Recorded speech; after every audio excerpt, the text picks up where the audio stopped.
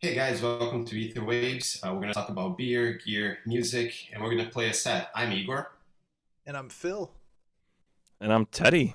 And yeah, welcome to the what is it, episode one, volume one, Season 1. season one. All the number ones. This is just one. Yeah, the one. The one. The one. What's everybody sipping on tonight? How's everybody doing? Good, how are you guys? Feeling good?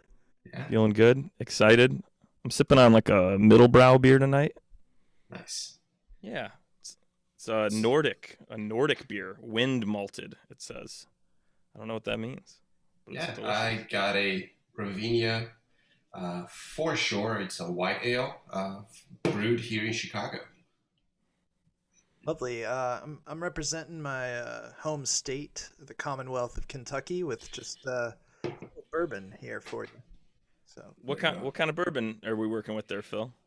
so I've got just like a nice, simple Old Forester, which is not a bourbon that is a high price point. So I like to tell people about it because it doesn't have like a famous reputation of being elite bourbon, but it's quite good actually. Nice. So, fun fact, out of all whiskeys, bourbon is the only one that doesn't give me a hangover. If I try rye, if I try regular whiskey, I don't even have to mix. Like I'll get a hangover, but bourbon is just it works for me for some reason, and I don't mind it at all.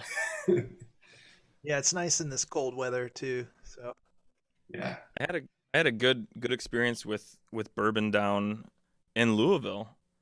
I went and saw this like jazz. I was in this jazz club, and Phil's mother-in-law was there, and she bought me a lot of shots of Angel's Envy, and that quickly became my favorite bourbon. She was just making it rain Angel's Envy, and I had a good time meeting your mother-in-law, Phil, and yeah, good time listening to some jazz music and good time drinking Angel's Envy. It was a good time all around. How that long is ago was very that? That was funny. like years ago, man.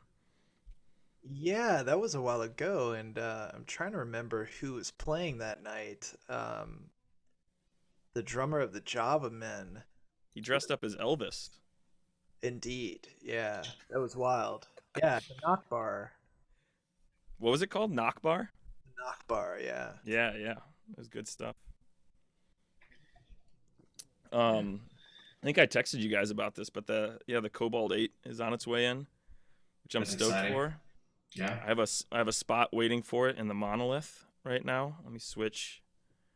This spot has been vacant for a bit, and yeah, the Cobalt 8M is coming in, I believe, on Wednesday, so that'll be nice. And then I got my I think I might have showed. Did I have this last time we hung out? The vertical rack for the either you did, TRES. either you did, or I just saw your Instagram post with it. But I Ah, have seen it mounted. yeah, yeah. It's pretty cool. This woman in Italy, it's called like 3D Studio Furniture. She made like a custom little thing to vertically mount that, and it takes up 6U in the rack. So, uh, yeah, I'm stoked to integrate that in my little set tonight. And Yeah, how that's much it. how much is it all gonna weigh in the end? The monolith. Yeah, The monolith is I mean, I'm gonna guess like 40 pounds. okay. Igor, do you want to take a guess before I start kind of going through some stuff? I'm gonna go with 55.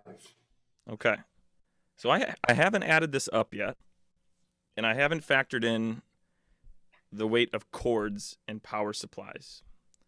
But the case on its own, because it's a double case with two metal frames inside of it and shock absorbers. So the case on its own with both the front and the back cover on it is 33 pounds. Um, and then each synth, you can say, I mean, if we want to overestimate, each synth with a power supply is like maybe 5 pounds. And so that's going to be one, two, three, four, five, six, seven. So that's another 35, maybe. So, and the 5 pounds might be an overestimate. So we're probably looking at like a 70-pound dad here. Um, I imagine that thing has wheels. no, nope. No wheels, no wheels. I do have a dolly that I'll be using when I take it to shows. Oh man. Whenever that is. That's But funny. yeah, I have a dolly for it, and yeah, I'm excited. I'm really excited to do the non-sexy things like cable management and getting the spaghetti all kind of organized. That's behind the scenes. Well, I Some mean, of the there's great trade-offs. Like, I know that you and I are both coming from being drummers to synthesizers, and there's some trade-offs there. Like, you don't have to lug around really heavy drum hardware. I mean, I kid you not. I use my dad's Vietnam like U.S. Army government issued duffel bag for my hardware, and I hate carrying drum hardware. I hate breaking down my drums, and I hate hmm when people ask me if they can help, because inevitably non-drummers will make things worse if they try to take apart drum hardware. And then it's just like, just get out of here. Like, thank you, I really appreciate it, but Why did you remove the as internal spring from my hi-hat stand? Why did you remove that? I have to as buy a a new hi-hat stand. yeah, as a former bassist, I concur. I've tried to help many drummers in my time, and I've fucked up so many drum sets. Not badly, Yeah, yeah, it's just like, thanks, but no but thanks. I mean, yeah. exactly. It's the other Yeah, thought that counts, though. yeah. one other quick comment about drum hardware. This is kind of funny. I was at a high school jazz band competition, and we were told that the drum set would be provided, that you need to bring your own bass drum pedal and your own cymbals, and if you want, your own snare drum, and then obviously like sticks, mallets, that sort of thing. And we get there, and the drummer of our jazz band is setting up, and I'm just kind of helping out and stuff. And I notice like there's no clutch on the hi hat stand, and so I go up to the judges and the moderator, and I was like, "Yeah, I was just looking for the clutch for the hi hat stand." And he's like, "Oh yeah, you got to bring your own clutch." It's like, "All right, what? Are you kidding?" Like, The clutch being the thing that holds the top cymbal. yeah, yeah. And I was like, "No, What? no." And they ended up finding it, but like he tried to tell me, no, you had to bring your own clutch. It's not a thing that You're anybody. not, dude. You're not used to BYOC, dude. Bring your own clutch. That's common. That's commonplace. You got to bring your own cymbals, your own snare, and your own kick pedal, but also your own clutch. Your own I've clutch. actually never heard of that. I've never heard someone be like, "We're supplying the drum set. Bring your own clutch." Well, yeah. Who provides part of a hi hat stand, but not the whole hi? Unless You have to. Hey, unless a bass player lost it. I know, right? I was gonna say maybe they just give you one half of the cymbal, one of the hi hat, just the bottom one, but you gotta bring the top cymbal for the hi hat. Exactly. You got Right? to bring That's all. You got to bring all your own lug nuts. We'll supply the drum head, but we won't. We won't give you any lug nuts to hold the drum head on, and you have to bring. You have to bring. I don't know where I'm going with this. I'm just gonna take a drink of my beer. that's pretty funny. Yeah. Are you guys in tune with the new Num stuff, 2021 virtual Num that has been announced? Like the new gear for Yeah, Nam. yeah. I haven't seen anything yet. What's the new vibe? What are some? I mean, I've So been hearing some things like Korg. Didn't Korg just come out with like the yeah, so micro? they're doing the ARP 2600 mini. So I think it's like a third smaller than the ARP reissue that they did last year. It looks nice. Like it just looks cute. I want to have it just because it looks pretty. I'm For gonna look real. it up real quick. 2600 M. minute. So, I guess M for mini. is Okay.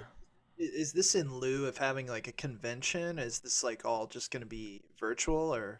That's my understanding. I haven't been really catching up with like the num stuff. I'm just looking at Instagram posts, but so far things are looking good. And also, I saw a couple of new teasers that people on Instagram are posting that are not num related.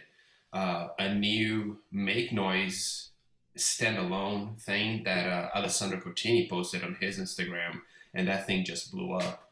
But I saw an Instagram post with somebody who mistakenly showed like a little snippet of the new clouds mounted on a rack.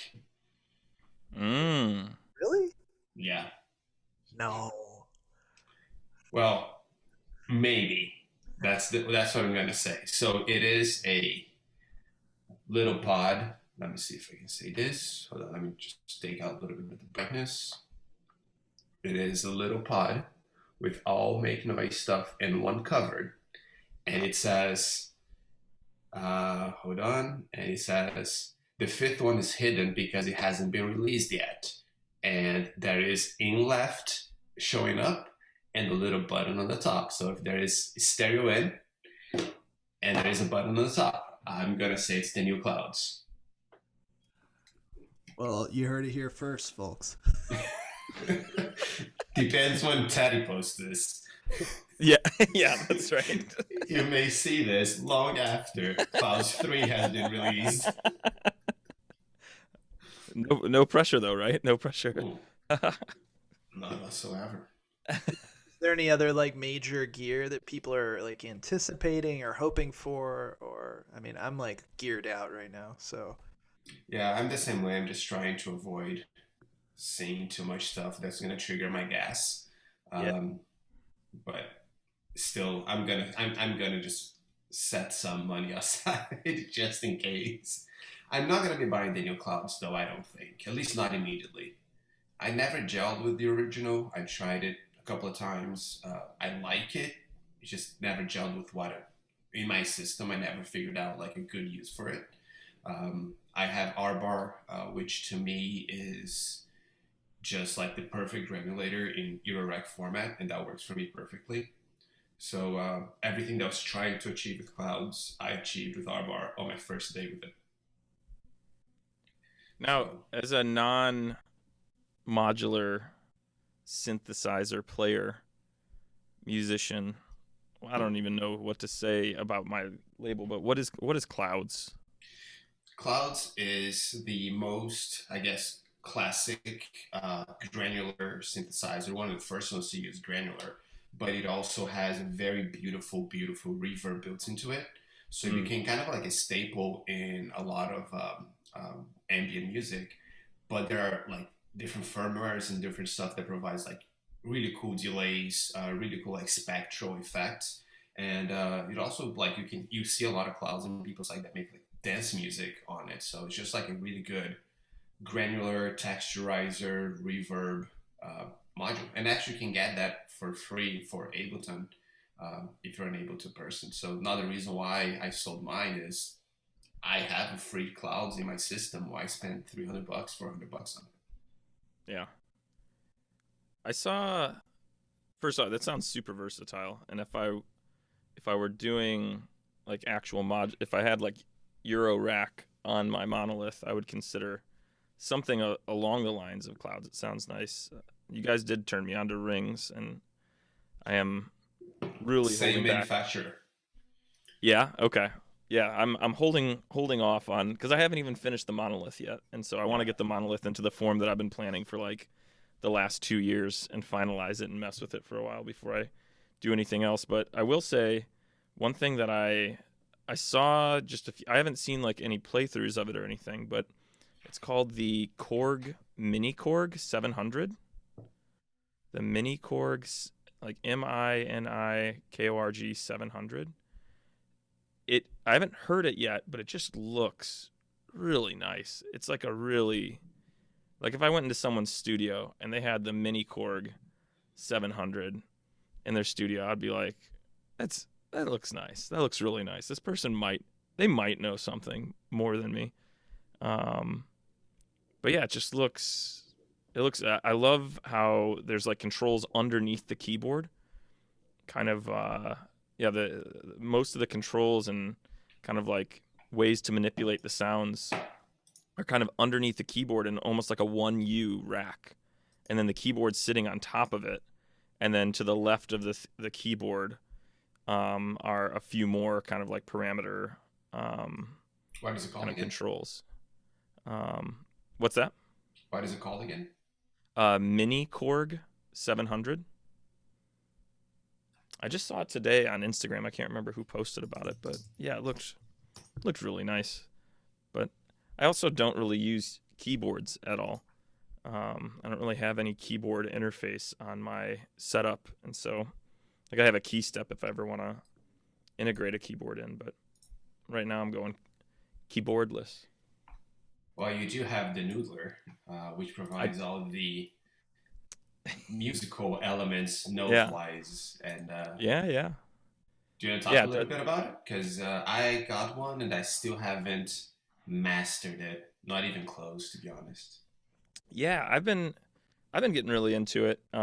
Just kind of controlling multiple synths all at once. And as someone that I can't, not that I can't, I just haven't really put the time and energy into learning how to play piano and keys, and also to be able to play multiple parts all at once on multiple synths and have them differ and have their own LFOs assigned.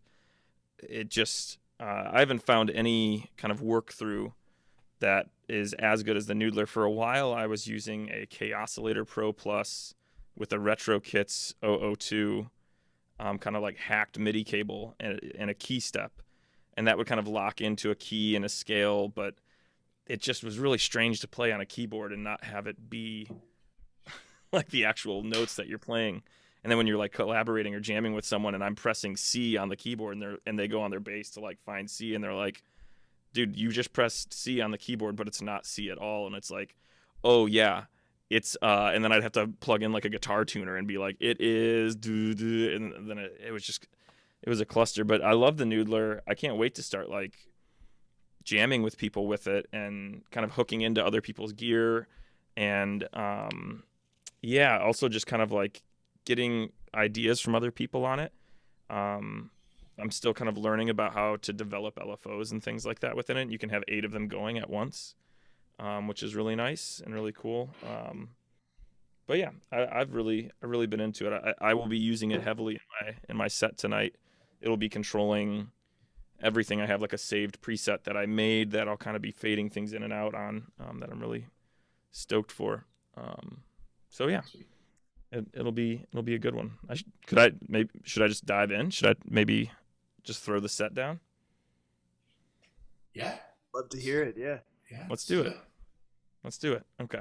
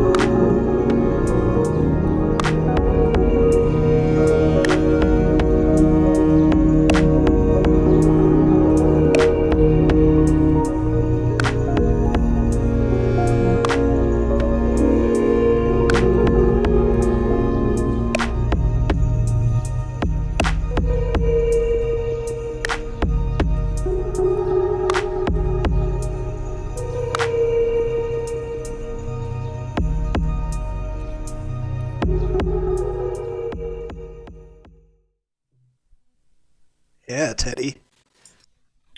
Yeah, that was amazing, Gosh, I really love that bass drum sound. right? Let me get this mic back on, turn my vocal effects on. Yeah, that groove was sick. That groove Yeah. was insane. Just love it.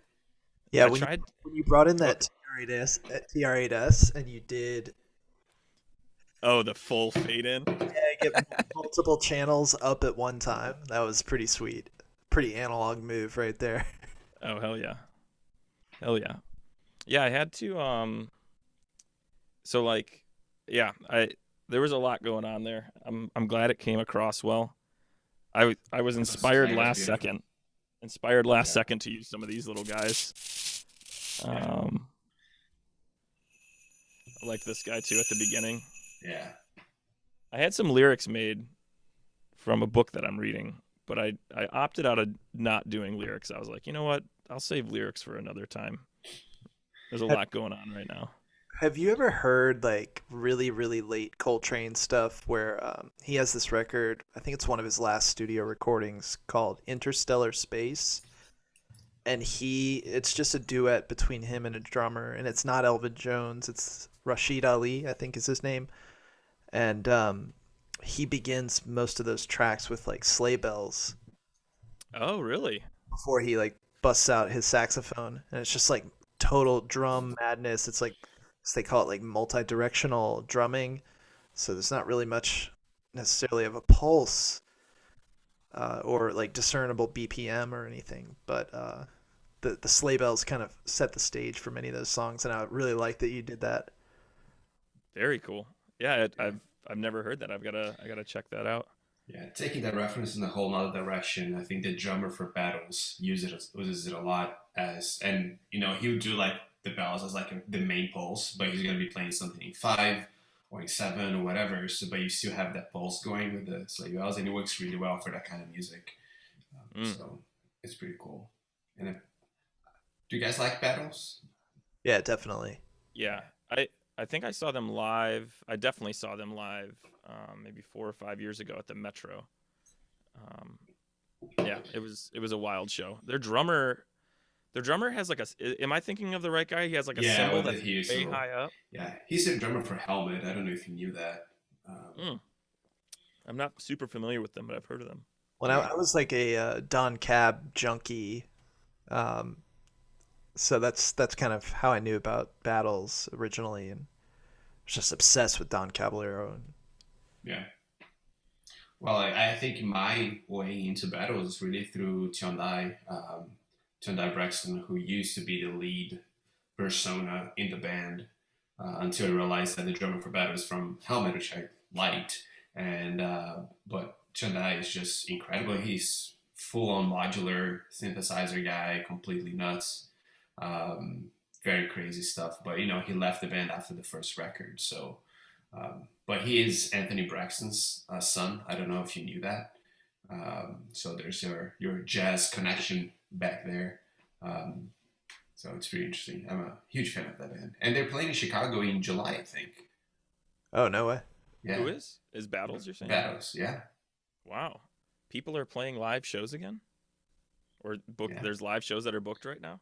So it might be delayed. I think they just booked it in case things do come back to normal. Yeah. But yeah, so I had tickets to see Swans in 2020, and first thing they said was going to be middle of 2021. They just said, hey, we're going to reschedule for at some point, and when that happens, we'll let tickets go back on sale. But I was excited to see Swans. They're one of my favorite bands. I like them a lot. I've never seen Swans before. Is that is or am I thinking is it Zwan? Is that the Billy Corgan band? Doesn't Billy Corgan have a band called like Zwans or Zwan? No, I'm talking about Swans, like the Okay. animal. Yeah, Yeah, yeah, okay. I was just making sure that we were talking about different bands because I was yeah, like, okay, yeah. I'm a huge Swans fan. very Um, cool. I do want to share one thing about that drum beat that I made. That Yeah, like the really fast one. Like I chilled it out at one point, Yeah. But the really fast drum beat was inspired by I just randomly saw some video. I got to look up the guy's name at some point, but I just saw this like drummer, and it's kind of like this style of drumming that I've always wanted to be able to do, but I just can't. It's like a very athletic style of drumming, and that's not really how I drum, or how I've ever really drummed. But like people like Thomas Pridgen or Pridgen, I think. I don't know exactly how to pronounce his name, but he drummed for the Mars Volta for a bit. Yeah. And just like a lot of like quick little like ghost notes, like da da da da da da da, like just really like athletic, very fast, very a lot of little like micro steps and stuff like that. And I've always wanted to drum that way, and I saw a drummer doing that, and I was like, and I had just gotten the TR-8S installed vertically, and I was like, I'm going to make a drum beat like that. So at 90 BPM, that beat like cooks, but I decided to perform at 40 BPM. But at 90 BPM, the whole point of it was to like emulate that, and it's also a 12 count, like a 12 count step sequence or a 12-step sequence.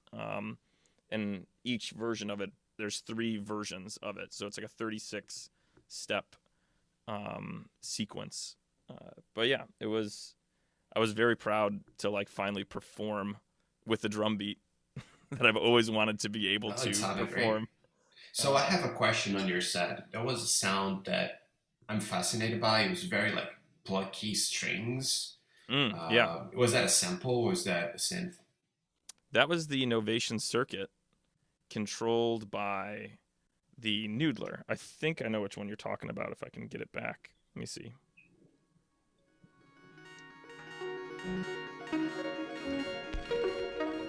Yeah. That kind of like that little guy there. Yeah, that thing is awesome. Yeah, that's just like a. Yeah, that's so I'm using it's called Elements. Is the name of the like synth pack that I purchased for the circuit, and I've run that through. I'm running the circuit right now through the Lexicon MPX 500 to add a bunch of delay, and then those taps also have a fifth on them. So everything coming from the Novation circuit, it has a fifth pitched and delay on it all. So like this, like those things, a lot of delay on it, and then there was another line from the Novation circuit as well, the second motif. That has the same fifths and delay applied to it, but it's at twice the clock division. And so, yeah, it's just a lot more rapid. And then I made sure to, like, I'm at 40 BPM, and I have my delay BPM set to 42, so that it's, like, slightly, like, in sync with the time. So the delays are slightly in sync with the time, but they aren't. Like, just they're, like, slightly off to kind of add, like, a more organic kind of developing feeling as they're delaying. Very nice. I like it a lot. Cool. Yeah, it sounded awesome. I'm glad it went through well. Yeah, I used some old samples too from a project that I'm working on right now. Hopefully it'll be coming out soon. Phil and I are in like a music collective called Kayaks that I started a while back. That is just, I mean, anybody can really be in kayaks, I guess. It's like if you collaborate and we make music together and we don't know the name to release it under, then Kayaks is the name that it can be released under. And so we took a cabin trip, like it was like January of 20. Was it? Yeah, it was January of 2020, wasn't it? Yeah, we took a cabin trip January 2020. There were 6 musicians. We clock synced and everything like that. We were in LaPorte, Indiana, and yeah, we recorded a bunch of tracks there, and then other people came with like ideas that they had been working on and collaborated on it. So from Kayaks, I used a couple samples from a song called Honeymoon, which all of the samples in Honeymoon are from my honeymoon in Hawaii. And so, yeah, like you have some like Hawaiian, like those are like I recorded like a woman singing in Hawaii at a luau, and then just put a bunch of reverb and delay on it and everything. And so yeah, you'll hear some of those samples on that like EP that's coming out hopefully Nice. soon. Yeah, that's exciting. Yeah. Did Should we, anybody else want to like throw some stuff out there? Anybody else want to share some tunes? Well, I could do it. Phil, do you want to go for it, or? Why don't you go? You got your camera hooked up better than mine, so. I don't have it on my face. But yeah, I pulled out the old Digitact, which I love it. I used it as my main sequencer for a long time until just saying, this is a piece of gear that's not really in the in the case. So I took it aside. I was using it like more on the computer and stuff. It was like, you know what? I want to use some samples and some drumming on today's patch. So I have it not sequencing the modular, but it is the main clock shooting into the modular, and you're gonna hear some drums and vocal samples, and everything else is gonna be on the modular.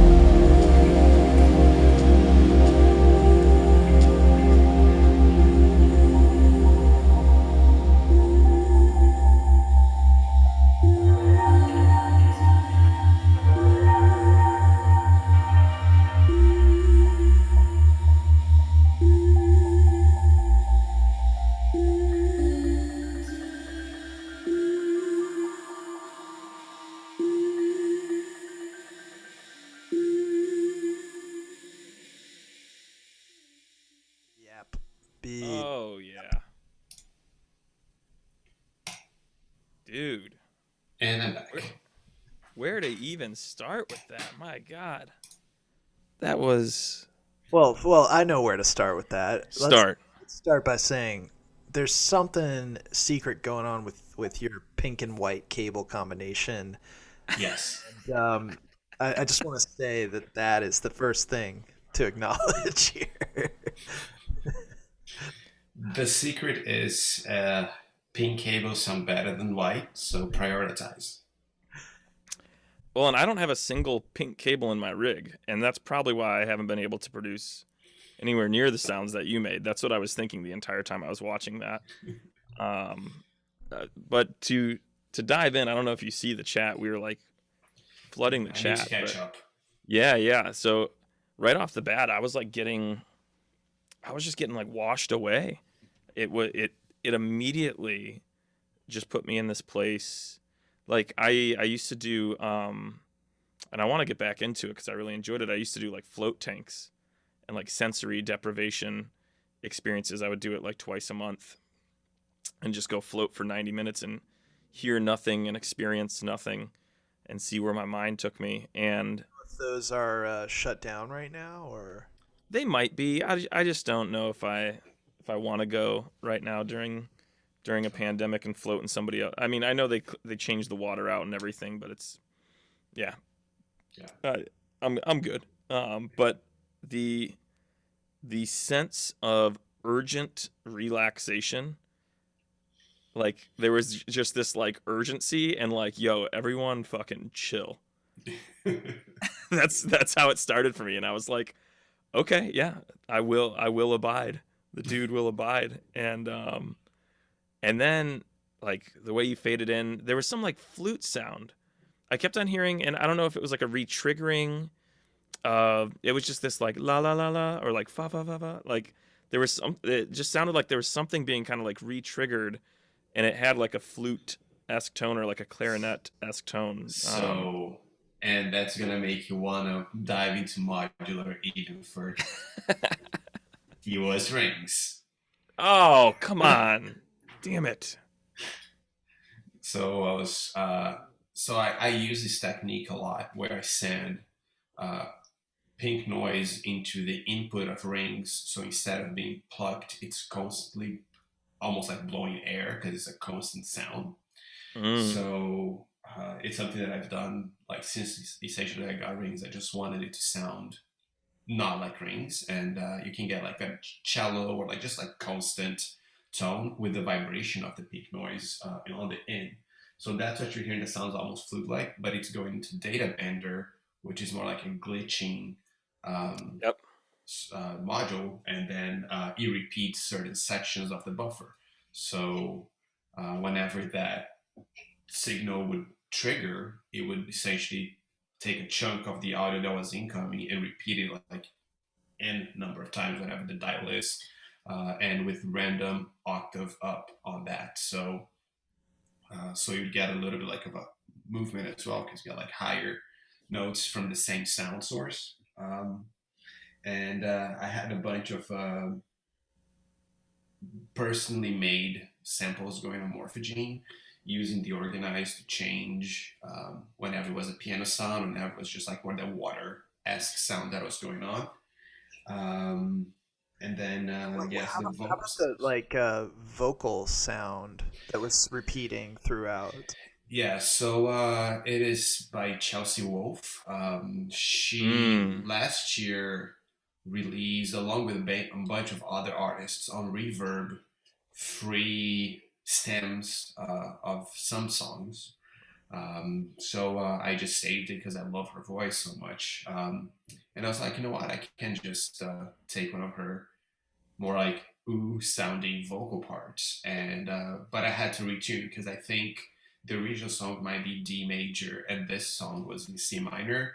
So I did put it through like a what you call like an auto tune software to get into C minor. So which makes it sound just a little bit more digital, which is kind of what I was looking for. And didn't want it to be the most natural, perfect sounding vocals ever.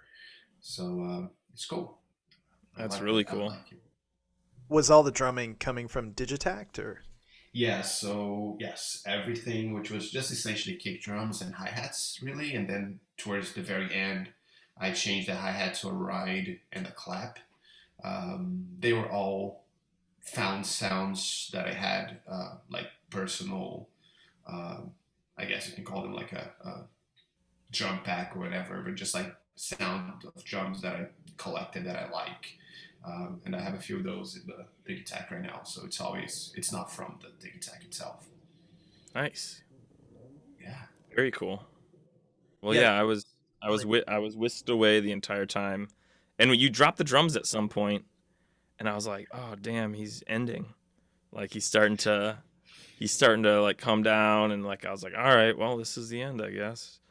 And then you brought the drums back in. I was like, yes, yes, I yeah, wanted, and I think that's when you changed the tone to be that kind of like it kind of sounded like a compressed snare to me, yeah, but yeah, like clap. yeah. And yeah, I was like, yes, yes, And then victory. yeah, and the ride is going double time to what the hi-hats were doing before. So Nice. yeah, Yes. it was fun. So one thing that I really liked that I don't know if it's the first time that I do it or but chord it has four outs for the root, third, fifth, and seventh of any chord. But I don't use its internal quantizer. I send notes for each one of these outputs. So essentially it's like four oscillators in 14 HP. So I'm sending each one of them individually out to a four channel VCA. And instead of triggering an envelope, I have different LFOs for each note, bringing in the volume. So at one time you're gonna hear all four notes. At one time you might hear just one of those notes, but it's like constantly shifting among four voices. And the other thing that I normally do is that on Hermod you can choose chords to do. So we have the same note chordified into four channels.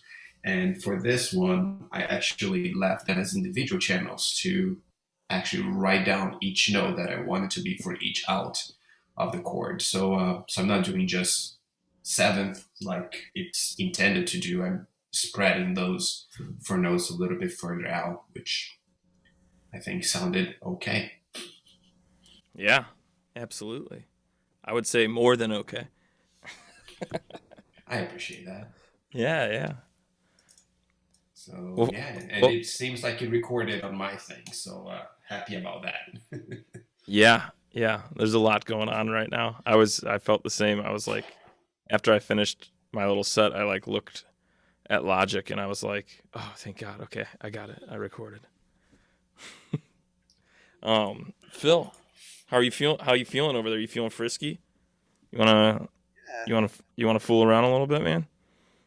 yeah. I've got mostly just a very simple thing going on, and I'm gonna add some modulation to what I have, and just kind of improvise and have a very small case today, the IntelliGel palette, which I've been really enjoying. It forces me to uh, compartmentalize and think without getting overwhelmed by a massive rig. So I'm gonna I switch here. I appreciate the IntelliGel palette, and I think someday, I don't know how soon in the future, I think someday the monolith might get a little too big for its britches, and something palette size might feel a little better to lug around. But yeah, I'm envious of your size. I'll just say that. While being monolithic. Yes, yes, absolutely. For all intensive purposes, yeah, I'm envious of your size and your rig, Phil, and I look forward to hearing It's it. not about size; it's how you use it, right? That's right, exactly. So, without further ado, Phil, give it.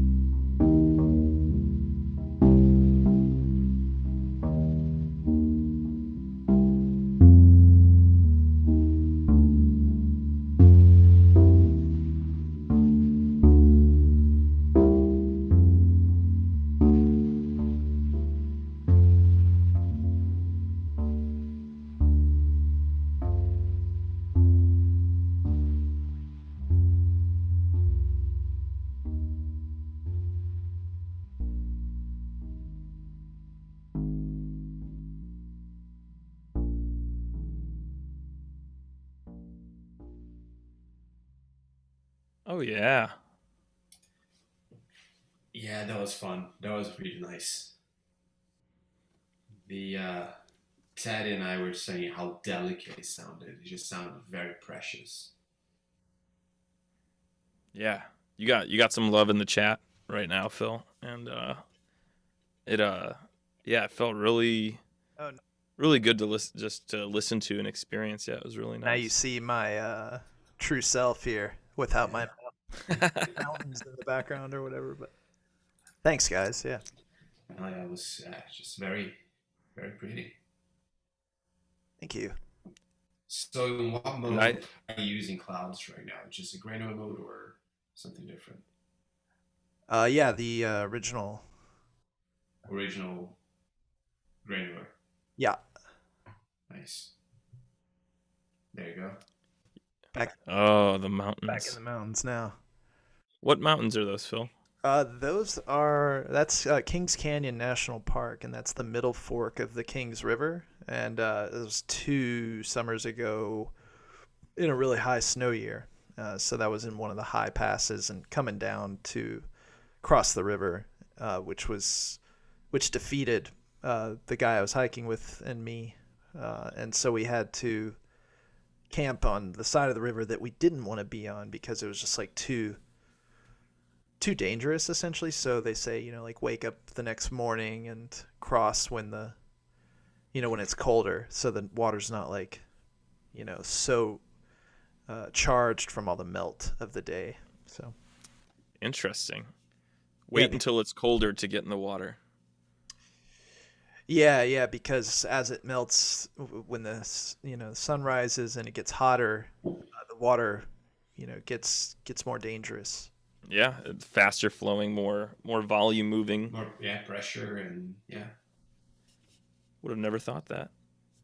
Well, I I said that I was telling Igor while you were performing that the the piece kind of gave me this like curious vibe, like delicate and curious. I agreed with Igor on delicate, and then I was saying it was like curious, almost like a kid kind of like almost like walking over a dune and seeing like a large body of water, like one of the Great Lakes or like the ocean for the first time. Like kind of just being like, whoa, like what is this? And just kind of like that really curious, really kind of novel experience that I think delicate can be used to describe, because it's like you only get to see the ocean for the first time once. You only get to Yeah. see, you only get one first with a lot of life experiences. And so in that sense, I think those experiences are really delicate because they can be very formative.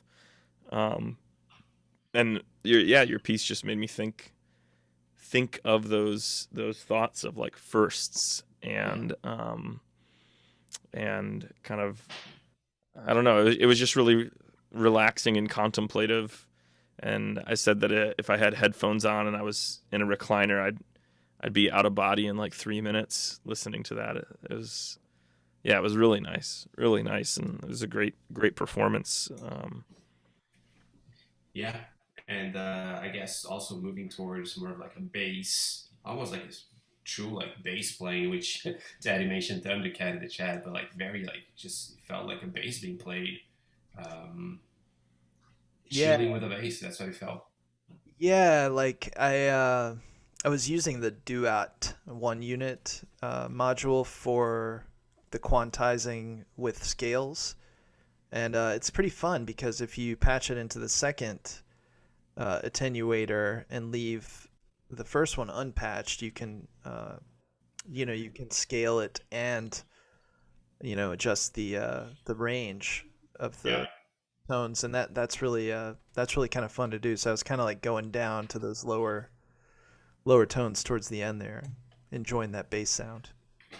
Yeah, I did a modular on the spot a couple of years ago now in Austin, and I had scales back then. I don't have it anymore, but one of my main parts was just using a voltage out from maths and playing the melody like just tuning in different voltages, and you're quantizing those. And I didn't use all 8 notes of the scale or all 7 notes of the scale. I just pare down to maybe 4 or 5 notes.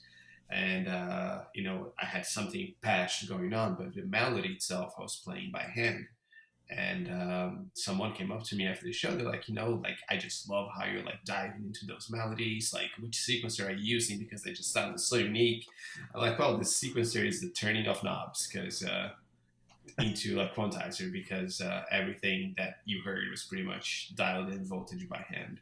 Um, but I really like it, and I really like using the shift part of it, especially if you can have two voices with it and just have them paired but shifted in the scale. I love that the shift is for the next note and not like in fifths or octaves. It's like a true shift.